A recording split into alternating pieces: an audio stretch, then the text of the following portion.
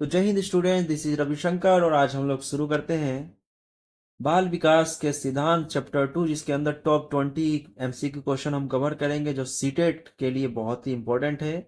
और सीडीबी का ये चैप्टर 2 है, बाल विकास के सिद्धांत। तो शुरू करते हैं बिना किसी देरी के। लिखा है कि बच्चों के विकास के सिद्धांतों को समझने में शिक्षक की सहायता करता है। पहला, शिक्षार्थी की आर्थिक पृष्ठभूमि को पहचानने में। दूसरा, शिक्षार्थी को क्यों पढ़ाना चाहिए औचित्य स्थापित करने में। तीसरा, शिक्षार्थी को भिन्न अधिगम शैलियों को प्रभावी रूप से संबोधित करने में। या चौथा, शिक्षार्थियों के सामाजिक स्तर को पहचानने में। तो इसका सही जवाब होगा शिक्षार्थियों को भिन्न अधिगम शैलियों को प्रभावी रूपों से संबोधित करने में। लिखा है कि विकास एक क्रमिक, दूसरा क्वेश्चन है, विकास एक क्रमिक एवं मंद गति से चलने वाली प्रक्रिया है। यह संबंध निम्न में से किस विचारक का है? लॉस्की, मास्लो, स्किनर या अरस्तु।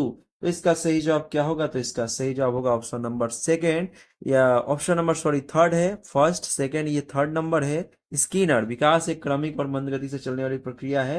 ये किसने बोला है? स्किनर ने, वीएफ स्किनर ने। लिखा है कि विकास कभी ना समाप्त होने वाली प्रक्रिया है। ये विचार किससे संबंधित है? पहला, अंत संबंध का सिद्धांत। दूसरा, निरंतरता का सिद्धांत। तीसरा, एकीकरण का सिद्धांत। या चौथा, अंत क्रिया का सिद्धांत। तो इसका सही जवाब होगा ऑप्शन नंबर सेकेंड, निरंतरता का सिद्धांत। लिखा है मानव विकास कुछ विशेष सिद्धांतों पर आधारित है। ये विचार किससे संबंधित है? ध्यान से देखिएगा, अनुक्रमिकता पर, सामान्य से विशिष्ट पर, प्रतिवर्ती पे या निरंतरता पे। तो इसका सही जवाब क्या होगा? तो इसका सही जवाब क्या होगा? इसका सही जवाब होगा ऑप्शन नंबर थर्ड, यानी प्रतिवर्ती सिद्धांत पे क्या है? मानव विकास की जो विशेष सिद्धांत होते हैं आधारित होते हैं। पांचवा क्वेश्चन है कि बाल विकास का निम्नलिखित में से कौन सा सिद्धांत ये बताता है कि लगभग बालकों के गत्यात्मक और भाषाई विकास में एक निश्चित प्रतिमान और क्रम दिखाई देता है। बालकों में गत्यात्मक मतलब कि आप समझ जाइए कि एक विकास जो चल रहा है, स्टेप बाय स्टेप चल रहा है, तो उसको आप कह सकते हो कि इसका सही जवाब होगा विकास क्रम की एकरूपता का सिद्धांत। छठा क्वेश्चन है कि बाल विकास का कौन सा सिद्धांत यह बताता है कि शारीरिक विकास की दृष्टि से पिछड़े बालक संवेदनात्मक, सामाजिक और बौद्धिक विकास में भी उतने ही पीछे रह जाते हैं। पहला, परस्पर संबंध का सिद्धांत। दूसरा, विकास क्रम की एकरूपता का सिद्धांत। तीसरा, एकीकरण का सिद्धांत। या चौथा, विकास की दिशा का सिद्धांत। तो इसका सही जवाब क्या होगा? तो इसका सही जवाब होगा ऑप्शन नंबर फर्स्ट, परस्पर संबंध का सिद्धांत।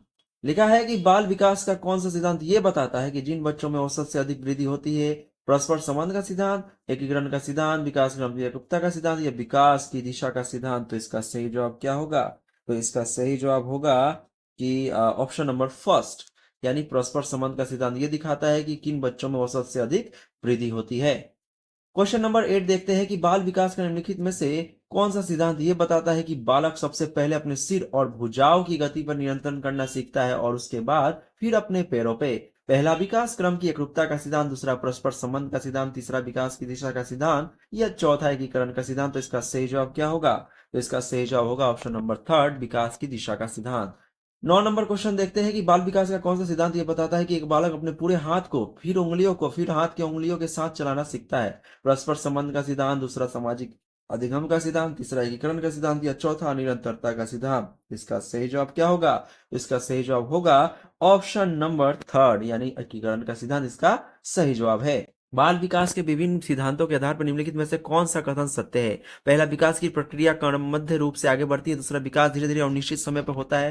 तीसरा, एक ही जाति विशेष के सभी सदस्य के विकास कुछ समान विशेषताएं दिखाई पड़ती हैं। केवल एक सही है, केवल एक और दो सही है, केवल तीन सही है, या उपयुक्त सभी सही है। तो इसका सही जवाब क्या होगा? तो इसका सही जवाब होगा ऑप्शन नंबर फोर्थ, यानी कि ये सभी के सभी जवाब क्या है? उपयुक्त सभी सही है। क्वेश्चन नंबर 11 देखते हैं कि बाल विकास का निम्नलिखित में से कौन सा सिद्धांत ये बताता है कि बालकों का विकास उनकी व्यक्तिगतता के अनुरूप होता है। पहला, व्यक्तिगतता अंतर का सिद्धांत। दूसरा, निरंतरता का सिद्धांत। तीसरा, विकास क्रम की एकरूपता का सिद्धांत। या चौथा, परस्पर संबंध का सिद्धांत। तो इसका सही जवाब होगा ऑप्शन नंबर फर्स्ट, व्यक्तिगतता अंतर का सिद्धांत। दूसरा है, बाल विकास के विभिन्न आयामों की जानकारी शिक्षकों के लिए आवश्यक है। इसमें आपका सही जवाब क्या होगा? बालक की समस्या को निदान करने के लिए। दूसरा, बालक के उपयुक्त शिक्षण विधि अपनाने के लिए। बालक के केवल उपयुक्त शिक्षण वातावरण में निर्माण करने के लिए। केवल एक, केवल दो, केवल तीन, या फिर ये सभी। इसका सही जवाब क्या होगा बताइए? इसका सही जवाब होगा ऑप्शन नंबर फोर्थ, ये सभी, यानी इस तीनों ऑप्शन क्या है? सही है। क्वेश्चन नंबर 13 देखते हैं कि निम्नलिखित में से कौन सा बालक के विकास को प्रभावित करने वाला आंतरिक कारक है? पहला, बुद्धि। दूसरा, शारीरिक कारक। तीसरा, अनुवांशिक गुण। या ऑप्शन एक दो, एक दो, दूसरा में एक और दो दोनों, तीसरा में केवल तीन, या ये सभी। तो इसका सही जवाब क्या होगा? तो इसका सही जवाब होगा ऑप्शन नंबर फोर्थ, ये सभी। निम्नलिखित में से कौन सा बालक के विकास को प्रभावित करने वाले बाहरी कारक है? बाहरी मतलब कि बाहर की ओर से जो बालक को क्या करता है, प्रभावित करता है। आर्थिक स्थिति, सामाजिक स्थिति, सामाजिक स्थिति। तो इसका सॉरी सामाजिक स्थिति नहीं होगा, यहाँ पे मेरे हिसाब से होना चाहिए वातावरण की स्थिति या आर्थिक स्थिति जैसे है, तो दूसरा सामाजिक है। तो आई थिंक 14 नंबर जो क्वेश्चन होना चाहिए उसकी जीवन की घटनाएं आप कह सकते हो। तो इसका सही जवाब होगा ऑप्शन नंबर 4, यानी चारों चीजें किसको, बच्चे को क्या करती है, प्रभावित करती है। यहाँ पे होगा आपका जीवन की घटनाएं। क्या होगा, जीवन की घटनाएं। तो आर्थिक स्थिति, सामाजिक स्थिति और जीवन की घटनाएं बच्चों को क्या करती है, बाहरी रूप से प्रभावित करती है, क्योंकि ये बाहरी कारक होते हैं, एक्सटर्नल फैक्टर होते हैं। शिक्षक मानव मनोविज्ञान के ज्ञान द्वारा बालकों की बुद्धि तथा रुचियों की जानकारी लेकर शिक्षा देता है। दूसरा, प्रकृति को जानकर शिक्षा देता है। तीसरा, आर्थिक स्थिति तथा पारिवारिक स्थिति की जानकारी लेकर शिक्षा देता है। केवल एक, दो और तीन। तीसरा, एक और तीन या उपयोग सभी। तो इसका सही जवाब क्या होगा, तो इसका सही जवाब होगा ऑप्शन नंबर 4, ये सभी, यानी कि बुद्धि तथा रुचियों की जानकारी लेकर शिक्षा देता है, प्रकृति को जानकर शिक्षा देता है और आर्थिक स्थिति तथा पारिवारिक स्थिति की जानकारी लेकर शिक्षा देता है। कौन, शिक्षा बाल मनोविज्ञान का ज्ञान। आगे बढ़ते हैं कि शिक्षा मनोविज्ञान एक विज्ञान है मानव व्यवहार का, मानव सिद्धांतों का, शैक्षिक सिद्धांतों का, या फिर मानव व्यक्तिगत विभिन्नताओं का। तो इसका सही जवाब क्या होगा, तो इसका सही जवाब देख लीजिए, आपका यहाँ पे सही जवाब होगा ऑप्शन नंबर आई थिंक 4, इसका सही जवाब होना चाहिए, या फर्स्ट, फोर्थ या फर्स्ट। तो इसका सही जवाब मेरे हिसाब से पहला होना चाहिए, यानी व्यवहार में जब आपका चेंजेस होगा, यानी आप शिक्षा मनोविज्ञान की बारे में अच्छे से समझ रहे हो। क्वेश्चन नंबर 70, बाल मनोविज्ञान का अध्ययन किया जाता है बालक के जन्म से लेकर बाल्यावस्था तक। दूसरा, बालक के जन्म से पूर्व गर्भावस्था से लेकर किशोरावस्था तक। तीसरा, बालक के जन्म से लेकर प्रौढ़ावस्था तक, या फिर बालक के जन्म से लेकर युवावस्था तक। बाल मनोविज्ञान एक ऐसा विज्ञान है जिसको मैं बता दूं आपको डेफिनेशन, कि इस मनोविज्ञान में हम बालक के बच्चे से जब तक गर्भ अवस्था में वो धारण नहीं कर लेता और वो किशोरावस्था तक नहीं पहुंच जाता, तब तक हम उसका अध्ययन करते रहते हैं। लिखा है कि बाल मनोविज्ञान अध्ययन निम्नलिखित में किससे सर्वाधिक अधिक है? माध्यमिक शिक्षक के लिए, विश्वविद्यालय शिक्षक के लिए, प्राथमिक शिक्षक के लिए, उपयुक्त सभी के लिए। ऑफकोर्स इसमें सही जवाब होगा, जब बाल मनोविज्ञान की बात की जाती है तो प्राथमिक शिक्षक के लिए, यानी फर्स्ट से फिफ्थ क्लास तक के बच्चों के लिए सबसे ज्यादा नीडफुल होती है। क्वेश्चन नंबर, बालक के व्यक्तित्व के सर्वांगीण विकास के लिए आवश्यक है कि उसकी जानकारी शिक्षक को, मित्रों, व्यवहारों, ज्ञान या कक्षा के साथियों। तो आई थिंक इसका सही जवाब होना चाहिए ऑप्शन नंबर 2, व्यवहार की जानकारी अगर शिक्षक को होती है, इसका मतलब बच्चे का आचरण से पता लगाया जा सकता है कि वो पढ़ने में कैसा है।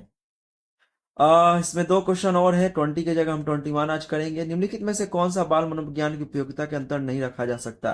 पहला, बालक के भविष्य के बारे में पूर्व कथन में सहायक। दूसरा, बाल निर्देशन में सहायक। तीसरा, शिक्षक के आर्थिक प्रगति में सहायक। या चौथा, बालक के व्यक्तिगत विकास के समझने में उपयोगी। तो बाल मनोविज्ञान की उपयोगिता के अंतर्गत क्या नहीं लिखा रखा जाएगा, यानी इसमें एक निगेटिव स्टेटमेंट को आपको क्या करना है, पता करना है कि इसका निगेटिव स्टेटमेंट कौन सा है। तो इसका निगेटिव स्टेटमेंट है शिक्षक के आर्थिक प्रगति में सहायक।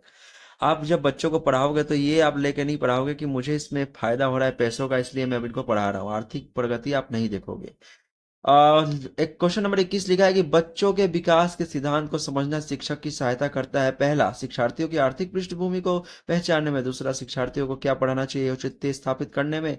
तीसरा, शिक्षार्थी को भिन्न अधिगम शैली को प्रभावी रूप से संबोधित करने में। या चौथा, शिक्षार्थियों के सामाजिक स्तर को पहचानने में। तो इसका सही जवाब होगा ऑप्शन नंबर 3, शिक्षार्थियों के भिन्न अधिगम शैली को प्रभावी रूप से संबोधित करने में बच्चे के विकास के सिद्धांत को समझना शिक्षक की सहायता करता है। तो दोस्तों आज के लिए बस इतना ही, मिलते हैं नेक्स्ट वीडियो में एक नेक्स्ट चैप्टर के साथ। तब तक के लिए मैं रविशंकर आप सबको तहे दिल से जय हिंद।